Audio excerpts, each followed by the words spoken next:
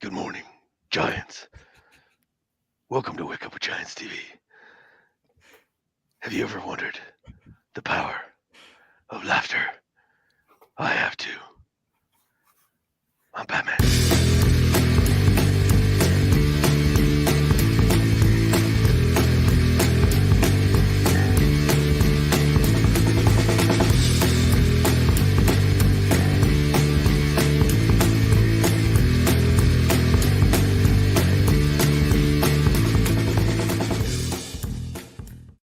Good morning, Giants. I'm Ryan Moore, posing as Batman. If you haven't followed us on YouTube, do that now. Hit the subscribe, the alert button. And I'm joined today by Nicholas T. Smith, the author of The Giants.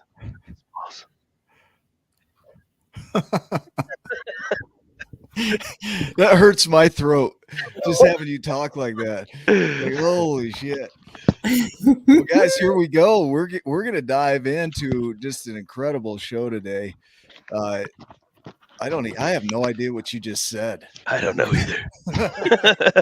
Oh wait. Hold on 1 second. Is that, yeah, I would say something like, is that Bruce Banner? It is. Yeah. The Incredible Hulk, isn't that who that is? Yeah. Mixed with Batman. Oh man. Good morning, Giants. Welcome to Wake Up with Giants TV. I'm Ryan Morris, and as always, I'm here with your host, Nicholas T. Smith, the author of The Giants and the Smalls. That's what that said. Translated. Yeah. From bat to human. If you haven't subscribed on YouTube, go ahead and do that now. Hit the alert button so you know when we go live every single dang time.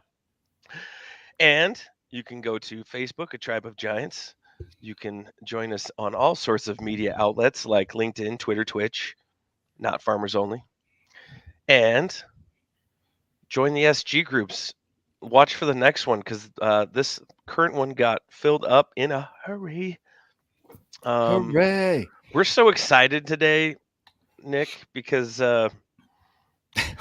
we're so excited, Nick. Oh, I didn't know we were excited today. Thank you. Let me tell you how excited we are. We're just excited. Yeah, that's it. That's the show, guys. Our exciting guest today. I would love to. Jenn Walter.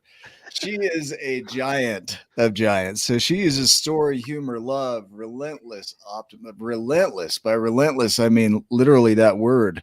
She's the definition of it. Of optimism to drive home her unique gifts to the world. She's excavated, and this is interesting. These are her stories. She's excavated a Neanderthal kill site in France and a child burial in West Virginia. She reversed a Suburban into a deep hole that construction equipment had to scoop her out and knocked over a large construction wall in the mall. Oops. Raccoons broke into her cooler while camping, and her canoe hit a rock that sank in the boundary waters. And so where most people would hide from their stories, she shares. So she's an open book. She's a master of awkward authenticity and massive brilliance. She holds an MA and a BA in anthropology, which for those of you smart people out there, that is not the study of ants. I Googled.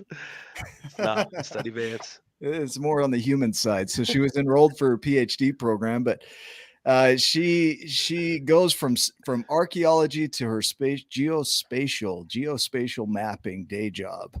And she has a love of maps and navigating, and she is an adventure queen, but more of a fun navigator. What do you call it, Jenn? I call myself the get lost navigator because I love to get lost and just figure it out. Nothing more paradoxical than mapping out where you're going to get lost, right? She's awesome. So Jenn's done a lot of work on herself, and today you're in for a treat because she's going to join us to talk about choosing joy, taking a stand for yourself, and helping you remember that humor is the best medicine. Welcome to the show. Do you want to know how I experienced Jenn Walter? This is it. So oh no. You just have to hear this. Okay, so this was for my birthday. And it goes like this. Happy birthday to you. Ryan's really magical. Happy birthday to you. Ryan's the best thing in the whole world since sliced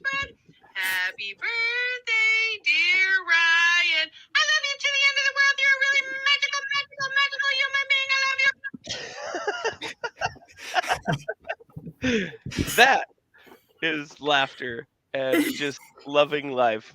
Man, I It think sounded like Elmo, huh? yeah. Elmo's world. Except for it was a unicorn, Unicorn. Yeah. stuffed unicorn. Na na na na na na na na. Happy birthday. Cody Schmaltz. Yeah.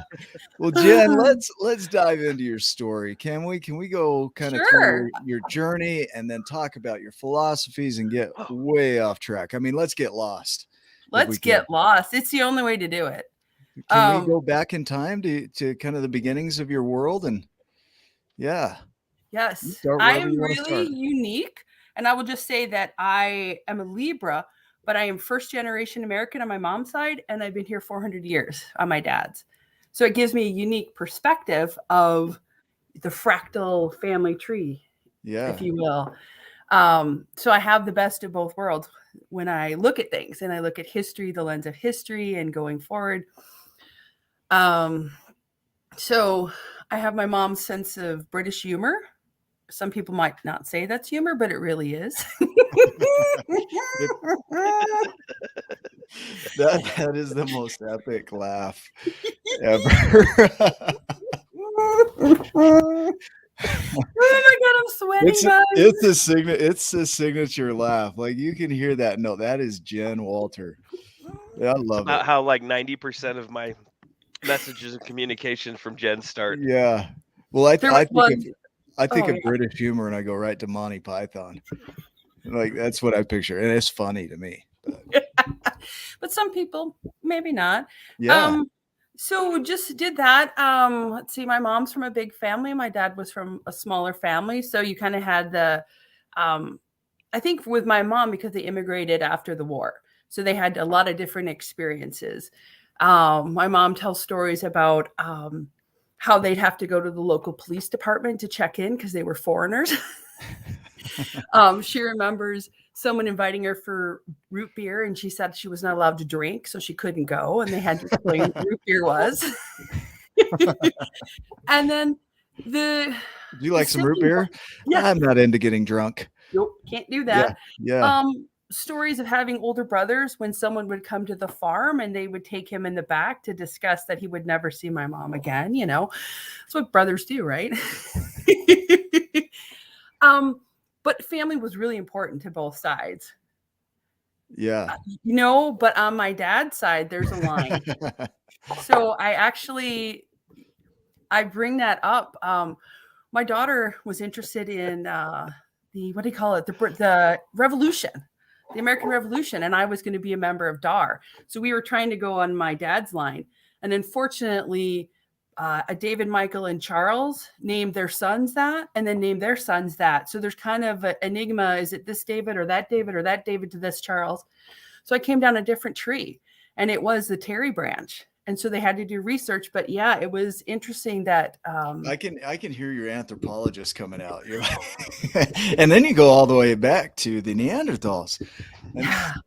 No, that was an amazing, and that was a 30,000 to 100,000 year old site. Huh. So you got to see, and in France, they record everything over about a couple inches on both axes of it, so they can record how it was dropped off the slope. That's amazing. We're gonna dive into that, but before we do, we're gonna go back to your family history. So growing up for Jen, so you grew up in a diverse family. I mean, your mom's from England. Yep. She's British, but she's from Scotland. I'm just kidding. No, she's from Welsh. I got a lot of Welsh. Welsh. Okay. And then your dad was from here? From here, the family, the Spencer line came over from France. He traced it back to about 900 AD. So they came over with William to England, hung around there. They were the Dula Spencers. And then somewhere in the 1600s, they came over to America. Holy cow. Yeah. Yeah. So you talk about origins. I mean, you're going way back. Mm-hmm. So the original settlers. You know, he jokes. He's like, the Mayflower was one of the boats, but we weren't on that boat. So, yeah. Huh. They were on the fun bus. They were like on the fun boat. Yeah. It went a little further south, hit the Bahamas. Sorry, guys. We got Little detour. distracted. Yeah. We got lost. They did. So it was really just amazing. I don't know. I love that history. And of course, when Diana was getting married, I'm like, well, am I related to her? And Dad did the genealogy. And I think she was 18th cousin or something like that. I mean, she's related to how many thousands of people. Yeah. But so when William got married, I got Erwin up and we watched the wedding because that was her cousin getting married. And we got all gussied up to support the family. Definitely on the fun bus. You have to have fun. I mean, there's so much out there that can really put a cloud over everything you do. And if you let it, like I talked this morning about the sausage falling in the coffee, I could have taken that as a doomsday sign. You are going to sink. You're going to tank. And I was like, nah, it's just sausage falling in my coffee. Yeah, no big deal. I use creamer, but you got your preferences. You know, it gives a little different grease to it. It's a different texture. Very Midwest. Very Midwest. Sheen on the top of the coffee. It's like the butter coffee. The people that put butter in their coffee. The sheen. Like an oil slick on the top of the coffee. There's dead ducks in it. They got in the slick. Dead ducks in your coffee. Oh my gosh. Yeah. That is some black coffee. If you got birds washing up on the shore of your coffee cup, then it might be too much coffee. I don't know. Oh my God, Ryan, you're laughing too much.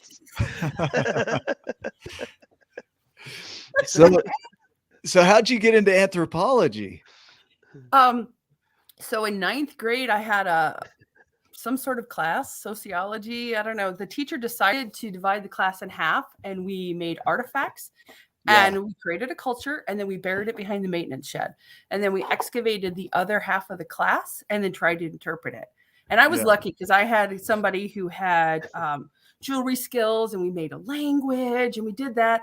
And then the other group of people, they were hunters. There was a lot of deer legs and things they threw in there. So, but it was the mystery of trying to understand the other side. Yeah. And that's where I think I'm going to jump into like the little girl burial that I did in West Virginia. It really hit home. She was, I don't know, 4, 5, 6. And she was buried with so many burial goods that you could tell that she was loved. So it really doesn't matter who you are. It doesn't matter where you're from. You're loved. And so that sticks with me, is that little girl was so loved that people gave her so much because they loved her so dearly. Yeah. So anthropology, I mean, if we go into that, so the history, I saw Alex's comment. It reminds me of The Dictator, where he changes all the words to Aladdin or whatever. And then he's like, you are HIV Aladdin. And he starts laughing and then gets serious and then starts laughing. And then that's what I picture. Like with Jenn, it's like serious laugh, just like that. This is how to experience. Jenn is Aladdin, whatever that word is. Hold on. I can be serious. Yeah. I love it. So when you study humans, so I mean, I can imagine as a kid going and having that experience and burying things and getting into the mystery of it, really trying to figure out, like, put the pieces together. Like, you're not all humor. What I hear in that is that there's this explorative side of you that is just really curious, not only about things like that, but about people. So when you get in connection with people, I would imagine there's curiosity about them and their history that you could really dive deep with somebody and be like, oh, I could see origins of this and I could see origins of that. And am I off? Yeah. No, and off. also, okay, good. Well, you're not off. Yeah, so it's a Midwest thing. No, no. And no. I think that's what I really love. Sometimes at work, I'll go to public meetings and I sit one-on-one with a person, and there's something that will connect us, whatever it is. And so that I love to try to see what we can connect on. And with that, you build that relationship and you can find out that we're not so different. There's something that connects every one of us in the world. Yeah. And how about the humor side? I mean, was that always there? I don't know if it was. I was a really shy kid. Okay. You see pictures of me and I'm like hiding, and I don't think I felt comfortable in my own skin. Huh. And it took a while to step into that. And there are times when I still am like, who am I? I was gonna I'm say like, what switch flipped, because it went way the other direction. like you're way deep into the laughter enemy territory at this point. I think it's a lot of the work that I've done and truly just stepping and unapologetically being me. Just like there are things that I may not like, but I can find and I love them. And you just embrace them. And the more you embrace, the more you step forward in who you are. And you just like, you choose joy. You choose it because it's who you are. Yeah. At least it's who I am. Well, so, okay, here's a beauty that I see in it is that you started out shy, really, can I say insecure in a way? Oh yeah. I still am. oh, Nick. Yeah. I still okay. I've been working on that and forgiving myself for judging myself Yeah. for not believing in myself. I coined a couple years ago that I was wearing a dress of self-doubt, and I was so laden with these ideas and beliefs of who I should be that I couldn't move. And so when you start taking that dress off like the emperor's new clothes, you're naked and you're free and you can just be. Right. And then you don't care because, well, once you're naked and the world's seeing you, it doesn't matter. Well, here we go, guys. I got a lot of layers. Go for it. I got a lot of layers, one by one by one. Like an Might take a onion. minute. Jen said I could do it, so I'm I'm going know if for I it. can even stand up. I do have pants on, but I am in a Batman onesie with Batman shoes, Batman two shoes? Batman capes. Yeah, I got Batman. Hold on. Okay, yeah, you guys keep talking. We'll keep talking because I want to pull in some correlations here, some connections. Ryan's got shoes like you wouldn't believe. So Hold on. you got it. Oh, dude. Oh man, Jen I love Walter, you. you need a pair of those. I Those are sweet. do. I got So- Batman undies too. One thing that they're I hear in commando. this is when you're insecure, like going back to that idea of being insecure and then recreating yourself. So when you get naked to the world, right? This is who I am. This is it. And then you're naked to the world basically, and you get to recreate your clothes, whatever clothes you choose to put back on. So when I'll join the no shirt gang, I'm good. Alex is like, no. How to kill a career in 3, 2, 1, ready, go. Here we go. No, it's the idea that we get to create ourselves, and what you offer is just a possibility of many. So somebody might look at you and go, oh, I don't want to be like Jen. Like I want to be authentic, but I don't want to be Jen authentic. And they have their own version of it. It's a different version. But what you're offering is whatever that is, like do that, be that. Yeah. Can you speak to that a little bit? It reminds me of something I just heard on a podcast I've been reading or listening to about writing. And people get paranoia and imposter syndrome. One of the beautiful things about us is that we each have unique fingerprints. So anything we touch, we bring our own uniqueness to us. It's so if they don't want to be me, they can't be. They don't have my fingerprints. But if they want to be Nick, they can't because they don't have their fingerprints. But if they can be who they are because they're unique. Okay, so authenticity. Let's talk about imposter syndrome. Let's get off track a little bit here. Because what I see happen is that you're one thing on the inside. So let's say somebody's insecure on the inside and they've got some vulnerabilities that maybe they don't want the world to see. But out here, they're putting on this show and this mask and this facade of I am this, and it's more confident. You'd never know. You would have this mask that acts as a wall or barrier between that and who they are on the inside. And so imposter syndrome would simply be the idea that you know that out here, that's not who you are authentically. Yeah. That's it. That's all imposter syndrome is. So when you close that gap and you're the same person inside now, like that's my experience of you is I experience you the same inside and out. Like I don't feel a dissonance right between you. Same with Ryan. Like I know what to expect. And then you get some people and you're like, I don't know. A who lot they of weirdness. are. A lot of weirdness. Oh Yeah, my really dark, deep weirdness going on. I've had to set some shit aside. Let's just say it that way. Like, Lots of sage has been burned. lots of my home is smoky all the time. Yeah. No, but when you close that gap between who you are authentically and what you put onto the world, there's freedom in that. So there's no imposter syndrome because you feel like there's nothing to hide. Like, this is me. And it's powerful too to step into it, Nick, and just you don't realize how powerful you are. It's the words and the choices we do are really simple and stepping forward. I think here's a great example of I heard the other day. We have a glass. It can be half full or half empty.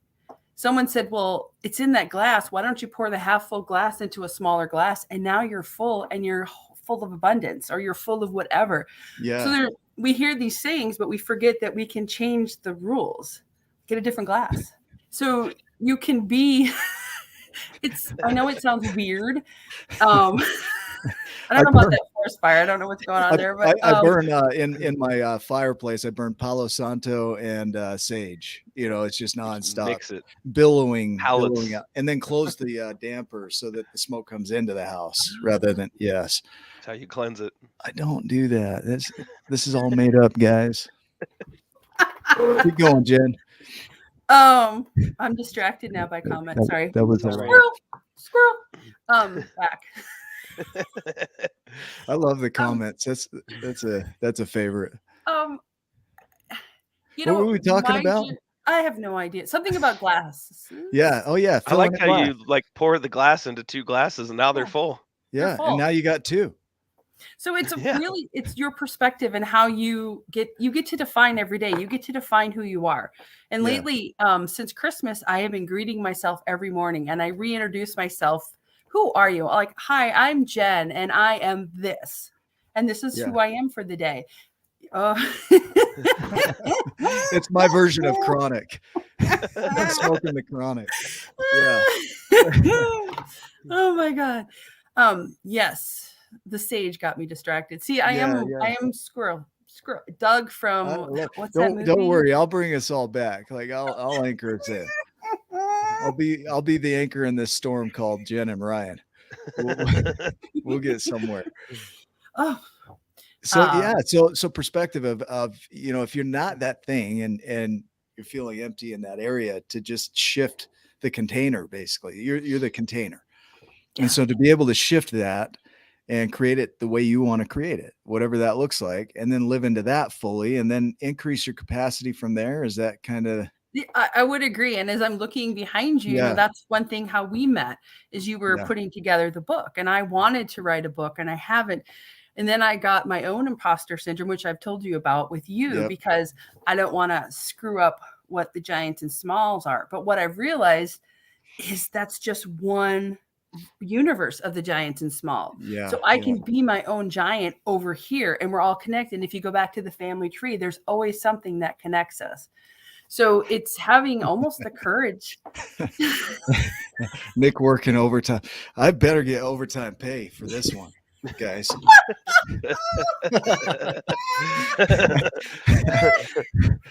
I'm like, you get paid? Holy cow. Keep going. I bet Ryan and I can laugh 20 minutes straight. Yeah, I think so. At least. So the imposter syndrome that you felt around the book, right? So go into that. And you're talking about a facet of it is the way the book is written is that being giant is personal. It's a personal choice, whatever that looks like. It is. And I think it came the epiphany the last few days is that the reason why I think your book is so successful is because it is personal. You are vulnerable about your journey and you share with others. And I think that's what we are afraid to do. We're afraid to put those words on page. We're afraid to tell people sometimes our deepest, darkest secrets because they're not going to like us. Well, let's talk about that, because there are people that lean in. Lean in. There are people that aren't able to hold our story, right? So Jen might come to me and she might share her story, and there over here, I've got space for that. I've got room and capacity in a container where that story is safe. And there's a lot of experience in the world where you share with somebody and it's not safe. And so there's this wanting to put on a facade for that person. So yesterday I had a conversation around the movie, and it was with a director at Adobe. He works at Adobe, pretty high up in the company, gave some really powerful insights. There was one gentleman that I talked to that works with another big company, and I shared the story, the journey of the origins of the story, and got into that with him. And I was very comfortable with him. And then this other guy got in, and I got into my head, and energetically I shifted and I held back on telling the story the way I did the other time. And I truncated it and I tried to make it impressive. And I thought it was horrible because it was that imposter syndrome. I'm not feeling authentic. And at the same time, I felt like there might be that not safety in that container, because the energy that came across was like, this guy's in a hurry. I've got 5 minutes. Hurry, let's go. I've got things to do. And so it put me in a fear state. So I didn't show up authentically. And what you're offering is that no matter what's going on out there, when you show up authentically, I mean, it creates impact. So when you go into the story and the origins of who you are and really create from there, I don't know where I'm going. I think I'm going somewhere, but I just kind of got lost in that thought there. Is this making sense? Where it does. It's beautiful, Nick. I mean, I think that's what's so beautiful about these shows is that people get to see, and they're in their life, and not as a squirrel, but they get to navigate. And I know exactly what you're saying. Yeah. Navigate, right? The playing with that. So we're probably going to dive into some of your philosophies right now, right? So part of navigation is stepping into the world. Like, you don't navigate from your living room or your basement. Or a basement. You get in a vehicle, or you go walk, or you do whatever, and you start navigating from there. Otherwise, there's no navigating to do. And the get lost navigator is really, in a sense, is I'm going to really enjoy and explore all the possibilities and pathways. Is that how you see it, or is that? I do. The reason I got it like tattooed on my arm was to remind myself that I always am in charge where I want to go. And I think the beautiful thing is, like, we see mountains right in front of us and we're like, okay, we're going to go that direction. But we never know. There might be a road in the way. There might be a stream. There might be so we're never a straight path. Sometimes we have to zigzag to get there. And I think some people hold that straight arrow or straight true north as that is the Bible. And it's not that way. Things zig and zag, roads have curves, and they go up and down. So when you navigate, you just have to remember that roads are not straight, always straight. But the vision, okay, I'm going to play with that for a minute, because the vision, this is powerful. For those that are listening, this is powerful. It's the idea that, like you said, we get hung up on the idea that we need to go in a straight line. Goals are almost always displayed as you find the target, you shoot at it, and it's like an arrow. It goes straight at it and it hits it. And so when you set a goal, it's smart, it's measurable, it's simple, it's understandable, it's attainable, it's everything is practical, right? And in a dream world, that would be amazing. But it zigs and zags. It truly does. So navigating is simply knowing I'm going to hit that target, but I might hit it however I hit it, right? What happens that I see is people get so hung up on their pathway, not the vision. They get hung up on the path, on how it's going to come about. And then when that fails, they give up on their dreams. I've experienced it over and over again. And it's because you think your path is the way that it has to be done. And then you miss out, like you said, navigating it. Because what if your path isn't the path that gets you there? Oh, I believe that 100,000%. I'll just go like I'm going to go something deep, and then I'll just stop talking. And then you'll know it's like go time. Right. Go time. Yeah. Go. Ready, go. Time. Go. Definitely. I think a great visual for people is if they've ever been on a dirt road and there's ruts and they feel they have to be stuck in the ruts and the ruts are controlling where they're going. But if they would pop out and over on the ruts and drive somewhere else, they have more freedom. Right. So it gives you just getting out of the ruts of life gives you immense freedom. Or if you back a Suburban into a hole. Yeah, it was deep. It was a big hole. I didn't see it. It just kind of, the Suburban started to slip and then went like this. Thank God I didn't break it. Yeah. Like the Suburban was like straight in the air. Pretty darn close. I picture like what is it? It's like there's this huge archaeological find, and they're like, we've got it. And Jen's backing up to leave the site, and she parks right into the archaeological dig, and they're like, what the hell? Like, Yeah.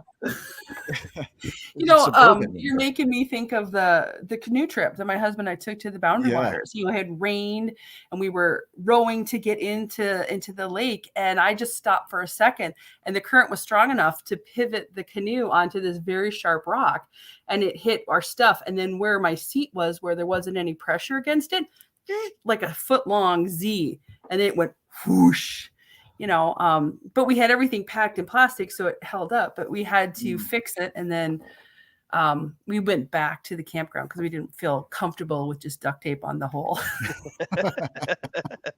But the benefit was there was somebody in the camp who loved John Denver and would play it till about 2 a.m. So I would never have experienced that if we didn't have a hole in our canoe. If you haven't experienced John Denver at 2 a.m, you're missing out. Yes, there's some good songs. Roads. Take me home to the place I belong. West Virginia. Mountain Mama. Take me home. Country roads. That's navigating right there. We navigated that. Oh my gosh. Duct tape is one of my favorites. Yeah. That's a pieced together duct taped John Denver song if I've ever heard one. Okay, so I want to pull in. You talk about the John Denver moments, the falling into a hole moments, the sinking canoe moments, and that's part of the fun of navigating. Is if we take it too serious and our way has to be the way, then there's no possibility, and so it creates overwhelm and shutdown. I also think that if you don't have at least some pathway to act on anything, then you can get into overwhelm with all of the possibilities because there's too much, right? Yeah. So how do you balance that? It's really great. I have done some work with Debbie Roth, and one of the things we've talked about is the lantern, and I will actually hold it above my head, and the lantern only allows you enough light to see this one step ahead of you. So wherever you hold it, it's whatever you can see in front of you. You can't see to the side. Well, I didn't see that coming, but keep going. So, I mean, that helps to, again, if you're looking in the distance and you see the mountain, you can see more of the horizon. So you can see opportunities. But if you think back to that, where you're standing right now, what's the one step you can take? What is the one thing? And just one thing. Yeah. That's beautiful. That is the secret right there. That's the secret of everything we've created. You can't. For us, it's really hard to see the whole path looking out. We have the vision of where we're going, but to really look at the path and see how it's going to come together exactly, I can't even see over the horizon. I can't even see over the trees that are directly in front of me. And Ryan and I will sit in creation and we'll come up with ideas, and then we just start stepping. What would be the most natural next step? Like you said, you shine the lantern on that one step. There's a chapter in the book, The Art of Accomplishment, and it's 1-1-1. And it was about a gentleman that every day his commitment was to do 1 push-up, 1 sit-up, 1 jumping jack. That was his commitment for exercise his whole life. And he fulfilled it because it was so easy. And some days he would do more and other days he didn't. He was in his hospital bed and he got up and did 1 push-up, 1 sit-up, 1 jumping jack, right? And before he passed, he had completed that as his mission. That was his purpose. But the simplicity of that is simply that: take one step and navigate it, right? I love that you pull that in, navigate it, which to me sounds like fun rather than rigidity, right? I don't like fun. No, yeah. But I mean, you bring up the point where that gentleman, he did 1-1-1. And sometimes we get in our head, I'm like, well, no, I need to do 100. I need to do 200. I need to do 300. But what if you did take that step back and you were just committed to doing 1 a day? Yeah. And that itself, in the record of his life, what an achievement. Yeah. And I think that's the other thing, is that we sometimes forget to celebrate our successes, our achievements. That right there, Ryan, out of the way of mastery. I got off my pillow. I got up. I brushed my teeth. Celebrate that, because we get it's a routine, it's a habit, but actually it's a celebration because you did it. You were able to brush your teeth. You were able to get out of bed. Yeah. How do you celebrate? Happy dance. Happy dance. I almost said, how do you celebrate? Celibate. Wait, that's a different thing. I don't know. I'm sure somebody has the answer to that. Well, how do you celibate? Yeah, please Well, share. I'd love to yeah. know how people do Like, that. I don't know how to do it. So do the happy dance, right? So I almost fell off my celebrate your chair. wins. Yeah. That would be perfect. If you fell off your chair right now, it'd be like, this is the ideal show. This is how you do it. Keep a finish journal. Yeah, that's interesting. So things that you've completed. I have the 5,000 things journal. I'll document the things that are completed out of it. So as they get fulfilled, I'll write that down with the date and celebrate it or share it. I like that. Yeah, What else? I just one of the ones I used to do is I'd have a rubber band on my wrist, and I would call it the no complaint gratitude challenge. So if there was something I didn't want I to do, I would complain. I'd snap the rubber band, and I would find the gratitude in it. So one of the ones is like doing the dishes, and by the time I don't even think about it now, I'm like, the gratitude is I'm able to do the dishes for my family. My family was fed. Yeah, right. And so just by, there's sometimes that you're plinking on that a lot, but it sinks in. It's that pattern disruption. And you realize I am grateful for this moment. Okay. So I'm hearing something here. Automation is kind of the key. Automation, unconsciousness is the goal. Truthfully, it's that we are able to do things without thinking, but it's in the consciousness of it, the awareness of it, that there's satisfaction. So if you go into that unconscious state of just getting things done, there's no time to be aware and be present with it and celebrate it because you're just in auto mode. Wow. And I think that automation can be the hindrance and it can be the secret to your success.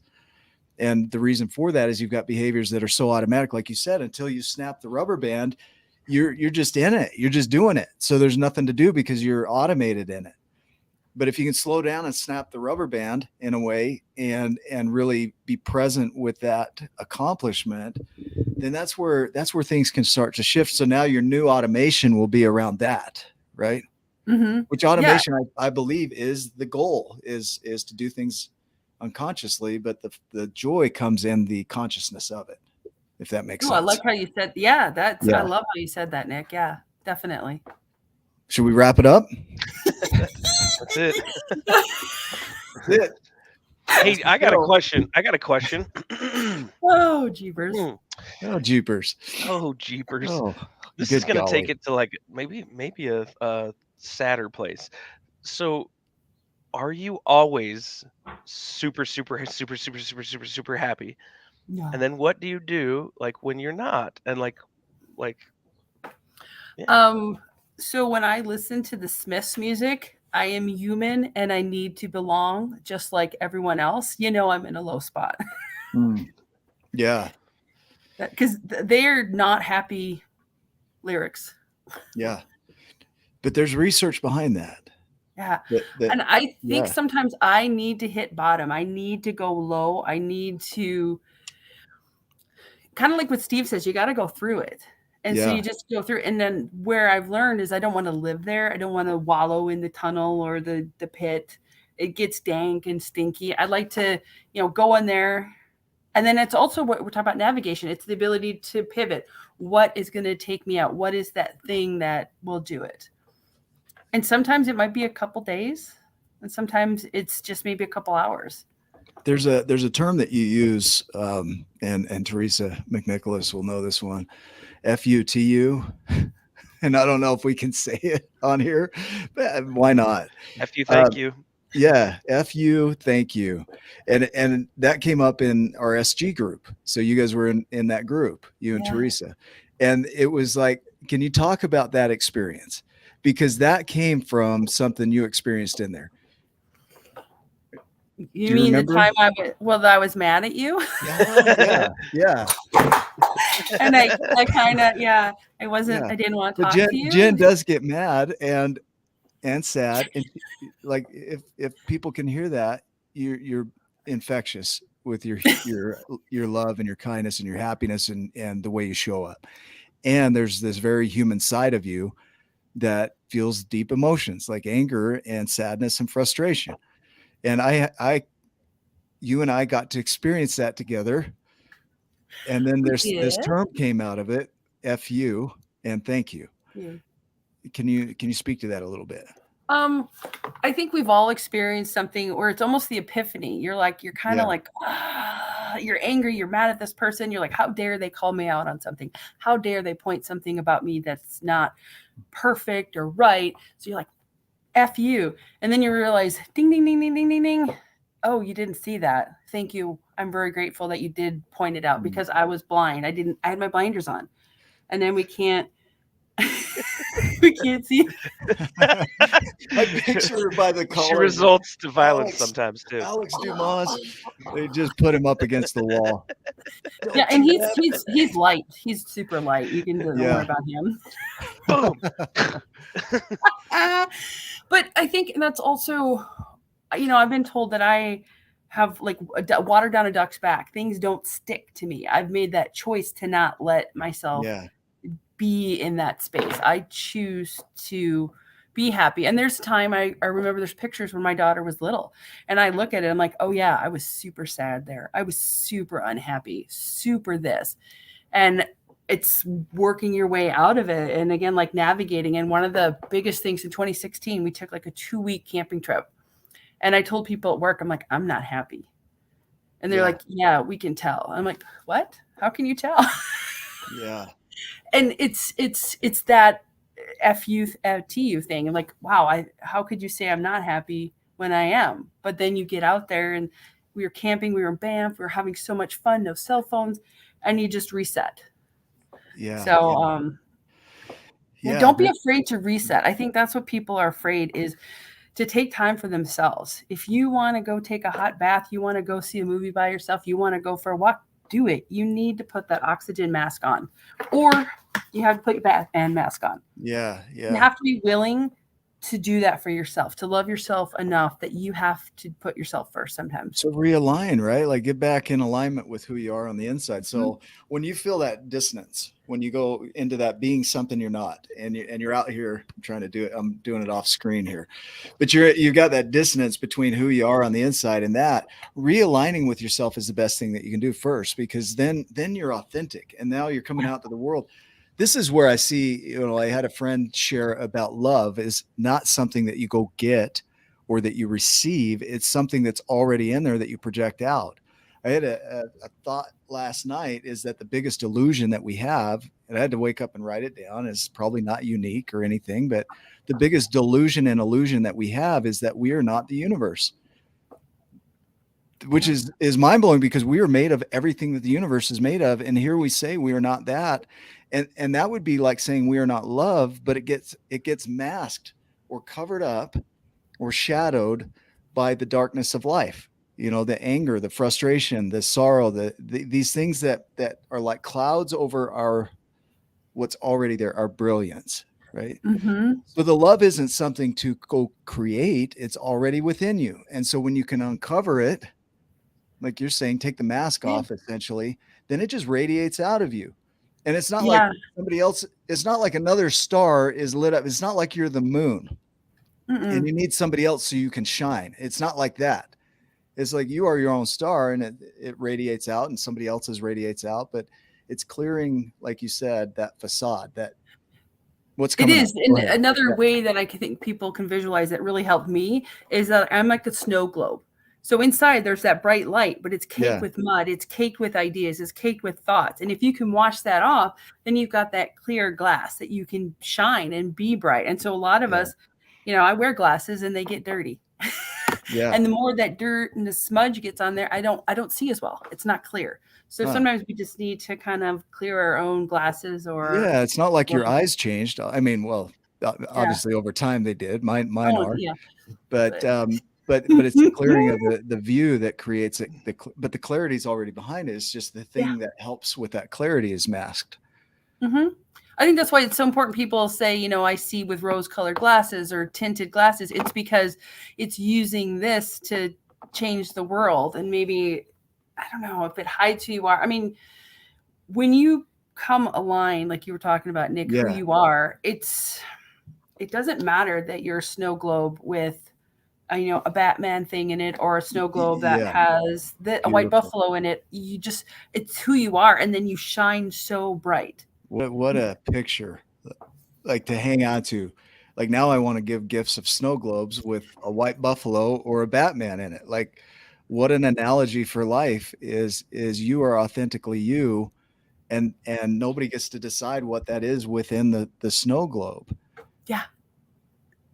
Sometimes So you got to shake the shit out of it. shake the shit out of it. Right. That's happy dance. That's a happy snow globe dance. You got violent, man. Yeah. Easy. Shake the shit Hey, out of that snow globe.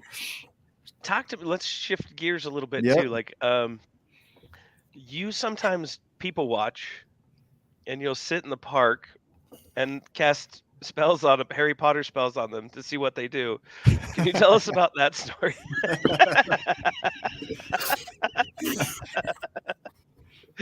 So That's the rumor anyway. Yeah. So, yeah, it's true. It's true. There's a tunnel folklore, under legend. a road, and it's one of those ones like when Harry Potter was in there with his cousin and the what are those guys called? The Dementors were coming.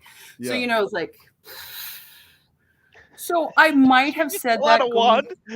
Did you have one handy? It's a pencil. Oh, that works It'll too. I can't say the spell, but I was When saying in a that quite pinch, a loud. pencil will do. Yeah. You just kind of do it, and it kind of echoed because it was a tunnel. Yeah. And I kept saying it, and then I thought it was funny, so I started laughing and saying it a little bit louder. And then some other people kind of saw me. She's in the park saying it out And loud. they went up and over the hill and not through the tunnel. But I mean, what's funny about that is how many times you've been in a place where you've seen someone being different, and it scared you because it was different. Yeah. And that's part of our history of being a human. It's something that's different. We need to be aware of it. And so it's how you then, like, now I'll still go through the tunnel and do that, but it's the awareness of being weird and accepting other people's peculiarities. Yeah. Was that pointed? Why do I want to take my hat off? It's just weird. What's going on here? Who knew? Is it? I feel out of control. It's like somebody put a spell on me. Oh my gosh, I'm crying. They had no power in this. It was all me. No, yeah. Jen was just putting the spell on. She's like looks at her wand. She's like, "Ooh." It worked. Oh, didn't mean to do that. It came out different than I expected. Yeah. Well, this whole day did. I didn't know what to expect, and I was pretty nervous. And I told Nick and Ryan that I put a lot of perfume on this morning because I was sweating, and it was more me. My daughter's like, "Mom, you only need like 1 or 2 spritz, not the whole bottle." But in my mind, I was like, "Nobody in the house, nobody in the smell me because I'm going to come through the screen. And you're going to be like, right? What is that smell? It's Jenn, like and when you Minnesota. Smells but like that's a prime Minnesota. example about how we get afraid. We get fearful of things. Yeah. But Well, letting you know made it so much lighter. Isn't that interesting, right? That authenticity. Geez, I'll say it eventually. That one word that has to deal with who you are. Yeah, that word. Oh, there it is. Authenticity. Thank you. That helped. You're welcome. So, yeah, when you get into that space, you start really being. It's not that you go out like Goonies, right? And you're like, when I was in 5th grade, I did this, and right? Tell us everything. Okay. And then he goes back through his history, and they're just like, oh, I really regret this. That's not what we're talking about. That's disclosure, and that's a little different. Authenticity is simply being you and showing up as that. And I think some of the power is lost in anything that gets in the way of that. So anxiety. So coming onto the show and you're feeling fearful, and my experience of you when you're not fearful is fun. It's just really enjoyable, right? Yeah, so, and just being that person. Yeah, Goonies is a good movie. Yeah, Goonies is a good movie. I might go watch it again today. Side note. Yeah. But it goes back to also Arizona, where I had 3 different outfits to wear on that day. Yeah. And I knew I was going to wear the cape, but Ryan said, let's all wear tracksuits. And so I went. Ryan said this. He only said it to me, I think. I don't know. Yeah. I just So I wanted went to see like if 3 you'd do stores it. to find a tracksuit, but then I'm like, it wasn't me. So I brought that. I brought Hey. my homemade one, and I brought a nice dress. I And just in the heard end, that. I wore what was truly me, and it made the difference. Yeah. I didn't care that it was like a pink homemade tracksuit. It was so me. Well, I loved it. Like you were in that. Ryan was in a tracksuit. There's the lady in the taco suit, The right? taco Yeah. lady, yeah. Yeah, and I don't know who that is, and I can't place her because all I see is the taco. Like, maybe that sounds a little off. I told her I No, wanted to be a yeah. taco. I was like, "That's amazing. I wish I would have thought of that." Yeah. But There's the always the next whole purpose of that event was being authentic, like being and create. Mhm. And not only like you have to be something, it's a creation. So you create it. You get to decide what it is. And really, I'm hearing all these Goonie quotes. Baby Ruth. Yeah, it was Bobby. Yeah. That was awesome. But Hey, and you so, guys. so I saw the wait, triplets he in the just shared bathroom. name. Bobby. Is it It was Bobby? Bobby. Mhm. Yeah. Yeah. So Bobby, like that authenticity and truthfully what it is it's just an expression. That's all that is it's an expression of who you are on the inside. We do it with our clothes. Like we do it with the way we show up in conversation. It's an expression. And to express is to bring out, right? Yeah. Like if I were to express a zit, it's kind of a gross analogy. It would be you would clear it out, right? It would come out to the surface, basically. Okay, wrong word. Let's go back. Redo. Cut. No, I was just helping you express, so it's gone. Yeah. Well, here it comes. I'm expressing it. I'm getting it out. But that's all it is. But it's coming from within who you are. Ryan's outfits, man. They're that. I'll quit for a minute. Go ahead. You guys go. I'll quit expressing. I mean, I think that's people wear clothing that makes them feel comfortable. Yeah. And if they can embrace that feeling of comfortable as who they are, the choices they've made, celebrate. I'm wearing this because I have a Boba Fett t-shirt on. I love Boba Fett. Yeah. And so just those baby steps, that's how it builds. You don't Yeah. have to go out and buy like the Darth Vader suit to wear at dinner because you want to be a badass. You can just do Boba Fett. If you want to be a little less of a badass, dress up as Boba Oh, I'm Fett. still just as I. Yeah. Ryan does that voice better, but Yeah. Luke, I am your father. This is Bruce Wayne. I am your father. So I used to tell people like my favorite basketball team is the Chicago Bears, and things like that. You're like you ruin a movie or you ruin a team. It's like you just say something that's totally outside of the realm of that. Like I know the Chicago Bears are a football team, but it's way more funny to say it that way, right? I love it. I might use that now. Yeah, do it with Bruce Wayne and Darth Vader and all the others. Just my favorite Star Wars movies were when Batman came down and right. That was my favorite one. Sorry, everyone. Don't make the nerds. All right, Jason. Yeah. But that's what makes it enjoyable is that we make like mistakes, like calling it a basketball team, or if I joke that if it's not the Packers, I don't care about football. But I don't follow them. They're just my team I root for. Yeah. But so this is part of the fun. What we've done today is really an expression of navigating. Mm-hmm. Because the truth is, as a whole, this is a beautiful program. Like this is a successful show. And the reason it's a successful show is because we navigated whatever came up, and it's no different from life. The vision is a successful show. That's what we had at the end of this. We know this is going to be a successful show. How we get there, we don't know. And we have a plan and we have a system ready to go to act on, but the way we get there, we don't know. And that's part of navigating. That's what you're sharing right here. You don't know in life. And the other thing I used to tell people is be your own map maker. If you don't like what you see, make your own map. Yeah. There's a great example of I was driving and Google told me to turn on the left or something, and I didn't. I couldn't turn left or something, and she took me way out of my way, and I followed the voice on the dang computer, the phone, because Yeah. she was the authority. But if I had turned where I wanted to turn, I would have gotten there on time. But I Yeah. listened to, this thing, and it controlled me. And so I think that's, if you feel you need to turn left, turn left. Don't listen to. Okay. this guy. Now you're bringing up even more stuff in me as a possibility here. Is how often are we looking to others to provide us with the path, and then when it doesn't go where it needs to go, then we've got somebody to blame, Yep. right? Like, well, I didn't have a say. You told me where to go. It's one of those things, like when taking ownership is navigating, taking ownership is authenticity. So when you had a chance to turn right when you knew you could have, then it's going back to that and saying, well, obviously something was out of whack there and I could have done this and I knew that. So going forward, I know to navigate a little differently moving forward. Right. Exactly. So you learn from it.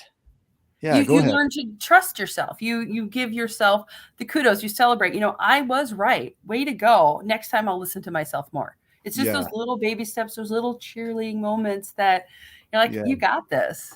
Yeah. We'll just finish out the show with your laughter. So the raccoon. So we were camping and it was raining. And my daughter was starting to have an ear infection. So I thought I'd go, and I thought it was great. Put the cooler on the bench seat, and then put another chair in front of it. They shouldn't get up there. They opened the cooler. They opened the egg carton. They ate the eggs. They dug into the sausage, pulled that out. I think they may have gotten orange juice and Pop-Tarts. So looking at the mess, I was like, I'm not touching any. We're like teenage raccoons. Yeah. They ate big. They ate hard. They ate we went hard. to McDonald's. I was like 4 or 5 eggs, a whole package of. Their tummies were upset. I've never had raw eggs and Pop-Tarts before. Yeah, raw eggs and Pop-Tarts. Yeah. You got a little kid, you got Pop-Tarts. But I thought putting it on the bench would be perfect. Yeah. But I learned that they're smart and you need to make it a little more difficult. And they have human hands. They do. They're like eggs. Yeah. They're fun though. They're actually a fun little animal to watch because they're so creative. Yeah. Rabies is fun. I'm going to point out real quick, for folks who think they're odd and unusual, look at Mother Nature. Yeah. I mean, she has created some weird spiders, some weird things. Just don't be afraid to be you, because Mother Nature has made some unique animals. Can't screw up more than Mother Nature. No. So when I was doing RV sales, we had raccoons break into one of the RVs, brand new RV, and they shredded it. Oh yeah, they ate through the floor. $80,000. They couldn't get out. Yeah, $80,000 unit. They had to scrap it, and it smelled like a zoo. When they went to the Department of whatever it is, wildlife, they said, "What are the odds of them having rabies?" And they said 100%. Every raccoon in that area is rabid, so don't go near them. And I grabbed its tail to try to pull it out of the RV. It's like it was mad. Yeah, there's limits to things. I think it was hangry. Yeah, wanted some McDonald's. Some McDonald's, some sausage. I'm tired of plywood and foam. Yeah. It's not very tasty. Yeah. Turns out Grand Design Solitudes aren't that yummy.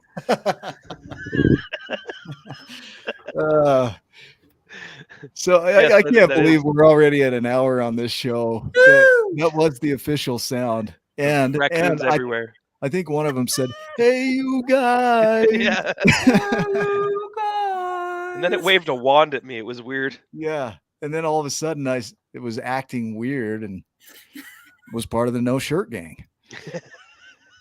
There's a story right here. There's a kid story about this raccoon, and that is okay. So, idea. Who is it? Mikey, little Mikey that did the bracelets for us. Remember him? Mickey, and his brother. They created the Karate Raccoon. Oh, that's right. And they have a whole cartoon that they're creating called Karate Raccoon. At least from his perspective, he got attacked, right? Yeah. and they're like 8, 9 years old, and they've got this video that they created called Karate Raccoon. And it is phenomenal. It's so funny. So if you guys get a chance, go check out Mickey's bracelets, right? Okay. Yeah. We'll do. Karate Raccoon.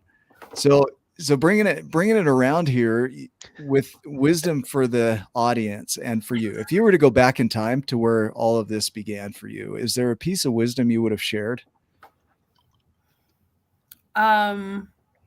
Don't be afraid to be yourself and stand in who you are. I remember like I'm making some of my own clothes in high school, and somebody said, "Oh, you're dressed the part of something else."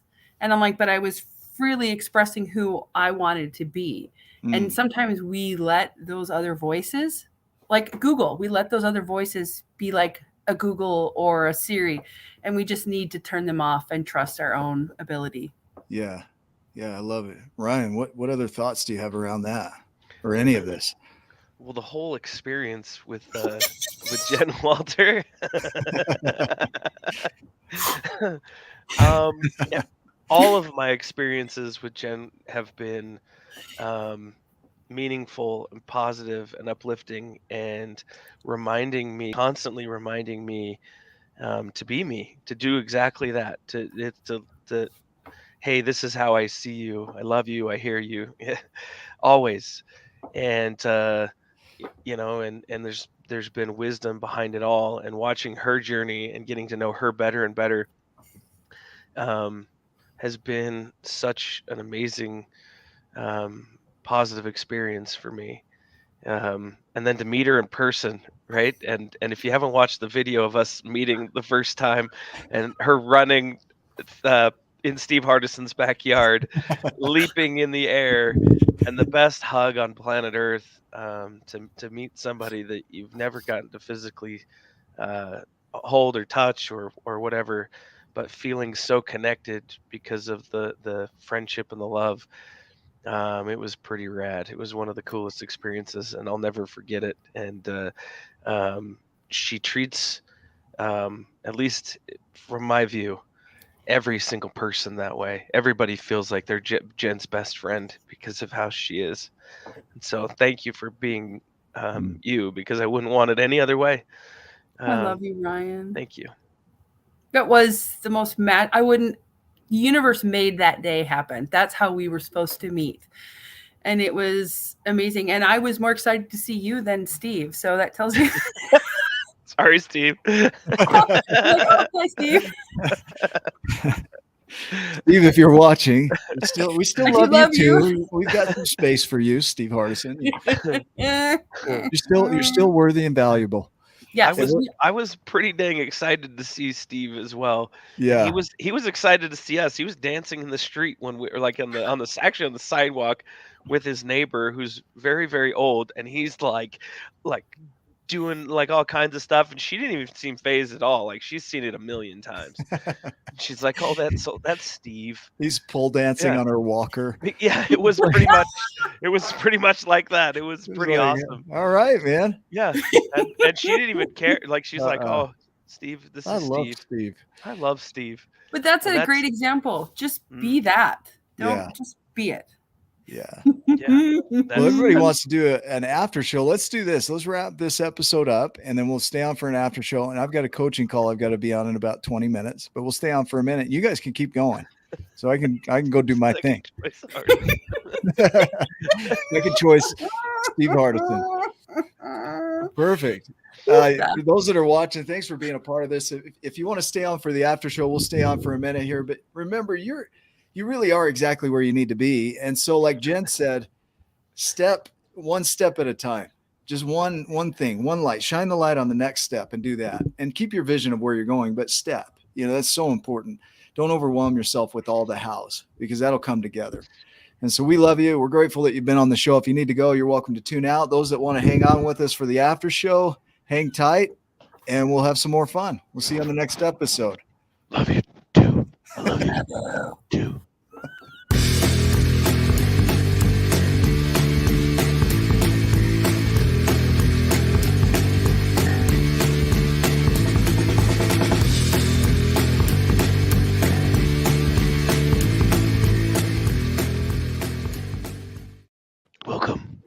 to the after show with Jenn Walter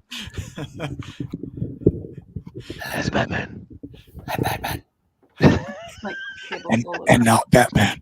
Yeah.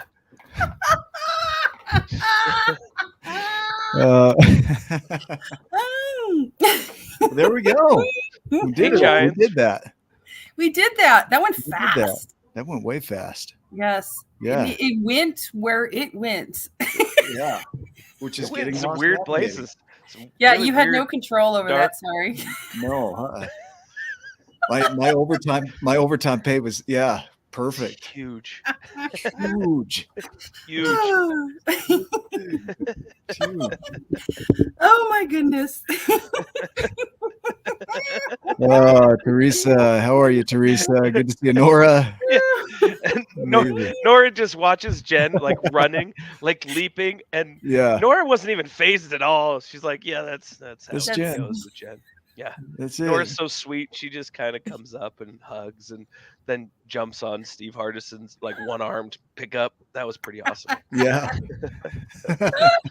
I've got an epic picture of Nick and Nora in Steve's backyard. They were just chatting and doing a little coaching and talking and catching up, and it was the coolest photo ever. Like I'll post it again because that was pretty rad too. To sit It there, was cool. Jenn Yeah. and I were sitting there like wondering what you guys were talking about.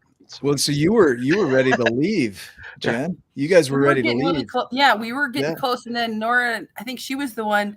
Let's sit at the table for a second. There was just a pole to sit, and then that's when I saw Ryan, and I.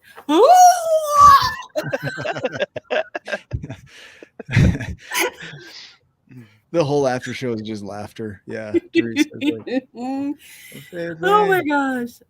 No, But that it was amazing, cool. and that's what I really loved about Arizona was getting to meet you guys in person, meeting more giants, and then realizing that we are so similar. We're different, but we're so similar. Yeah. We're all on our own paths, our own journey, and we support each other. Like I just have never experienced that. It's amazing. Yeah. There was a great community there in that. That's it. We were in Steve's backyard, and I'm filming and talking, and we were wondering what you're saying. So probably ad-libbed a few things, and then we decided, you know what, if they're talking, do bad something, lip then we're reading. then we were like, we're gonna do something too. So we're gonna make Yeah. a video, just us. Well, So we Nora and did- I were talking about our favorite recipes. And so Yeah. she was telling me the ingredients and I know. Dang it. We had it scripted out so much deeper than that. oh yeah. We were formulating the What kind of steps ice cream do life. you like? Right? Yeah. Well, I like pralines and We thought quantum physics deep. Yeah. Yeah. It was deep. Well, we're like recording, and then I'm going to like I'm on a live trying to show people like Steve Hardison's backyard, and then I was gonna go show them their front yard, and the door and the gate was closed, and there was a latch, but it was like hidden mysteriously. It's the weirdest thing. And Jen's like, "Sorry, you're locked in," and I'm like, "Okay, well, we don't get to see the front yard and the thing," and then she's like, "Just kidding, it's right here," and she like flips this latch.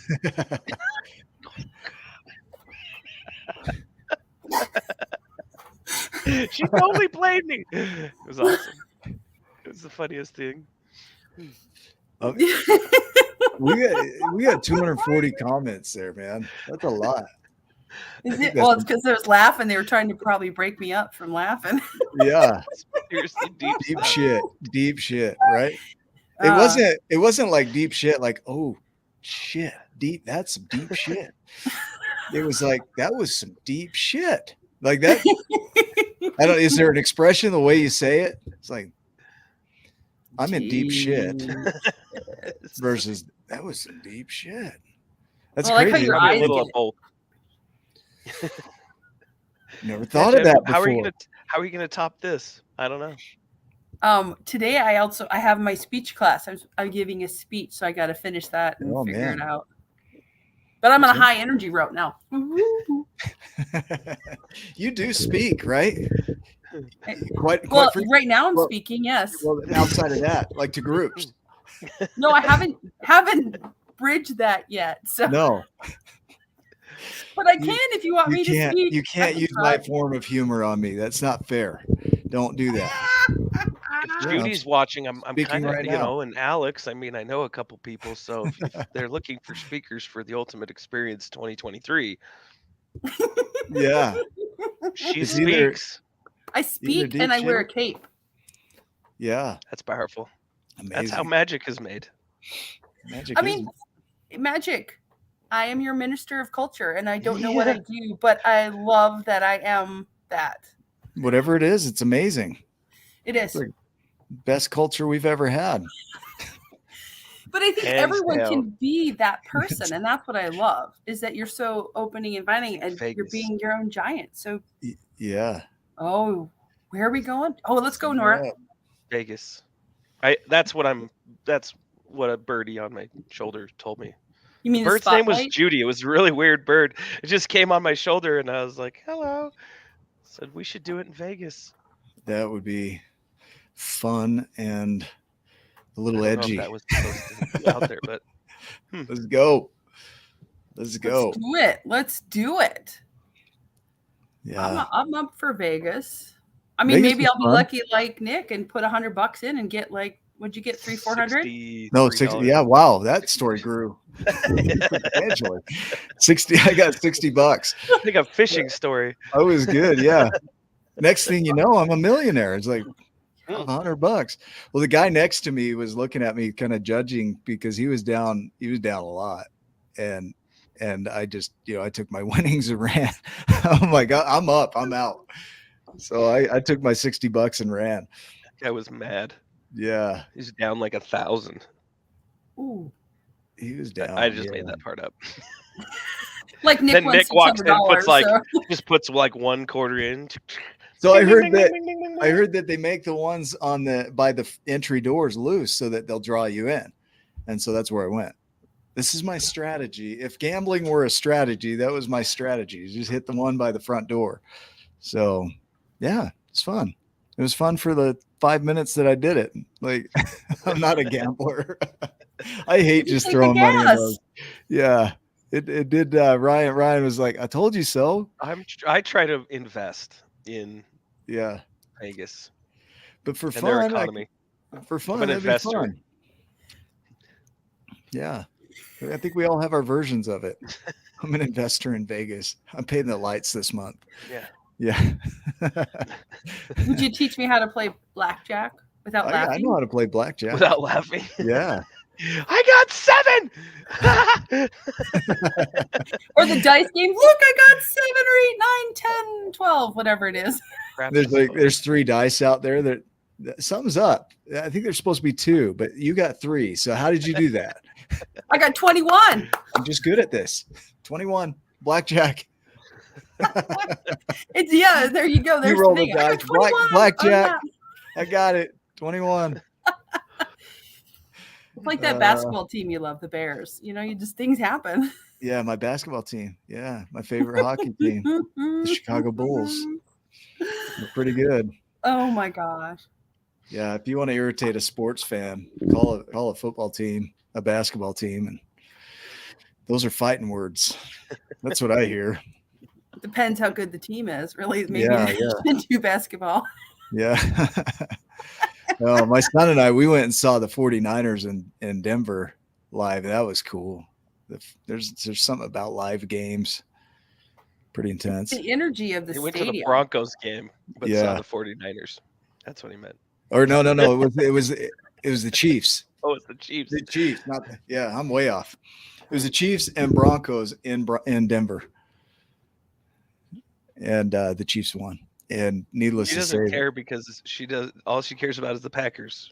yeah. But I'm being polite. Yeah. And, well, I don't care either. I'm not into it. My son is, but I don't care either. Thank you. He's a Chiefs fan though, right? Yeah. Yeah. You're so kind. Was it against the Jazz because he Yeah. had the flu and then The won the Jazz. Chiefs and then disgraced us for life? Gosh dang it. Push off. How did he get to be a Chiefs fan? That might have been. I don't know. It's like you. How did you become a Packers fan? I was born in Wisconsin. Well, he was born in Wisconsin. Details. No. You kind of get tattooed. The ivy goes in the baby's blood. Packer fan. Yeah. You come out with cheese in your blood, like creamy blood, and Yeah. with holes in it. Yeah, it's Wisconsin is unusual. It's an interesting place. Wisconsin cheese. Is it? They're It's also about the cheese, nice. right? They are. Yes, they are. They got a lot of good cheese. Yeah. Are all the Wisconsins nice? I think most Some of them are. Yes. Oh, How do you some say aren't. that? Is it Wisconsonians? When Constantines? When Constants? Wisconsinites. Wisconsinites. Wisconsinites is like Utahns. Yeah, Minnesotans and we call my Weegians, but they're probably Iowans. Iowans. And then we have our own thing for Illinois people, but this is not a PG. This is PG. Well, Illinois would be Illinoising. Nice. We add more colorful words to that, but that's because they're always going north to their cabins. Yeah, more colorful. Yeah, they speed. Do they? Oh yeah. Oh yeah. And they're like, oh yeah. You betcha. Oh yeah, they're running over our cheese. Oh, you betcha. Oh, there's good beer too. What is it? New Glarus. It can't go outside the state border. So we had a family reunion in Washington State, and we brought coolers of that with us. I love it. I love the good beer. That could be a really good tour. Beer and giants, cigars and giants. Great combination, I think. Yeah. And cheese. And cheese. Giant cheese with holes in it. Yes. Well, this has been an amazing show, Jen. I know you were worried about it before, but turned out perfect. It turned out lovely. Great. And thank you for all the people that were nice and said things. You did awesome. It would have been a weird show if nobody said things. Yeah. But that would have been okay that it would just been the three of us and then we just would have been chatting.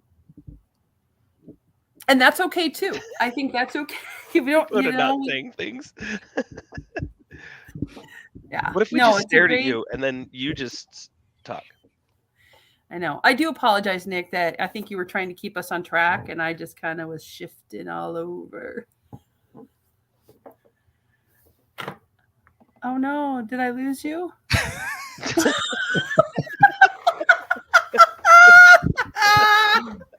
I think that's the worst thing in the world is not saying anything. No, you didn't lose me. You didn't get us off track. Like everything was perfect. I just would have kept on talking if I was like, okay. Yeah. You're like, wow, Nick's kind of being an a-hole. I haven't said a thing. Exactly. Well, guys, I'm gonna jump off to do this show or this coaching call. But love you all. Love you guys so much. Love you. Thank you. You're welcome. Love you too. See you, everybody. Take care. Bye.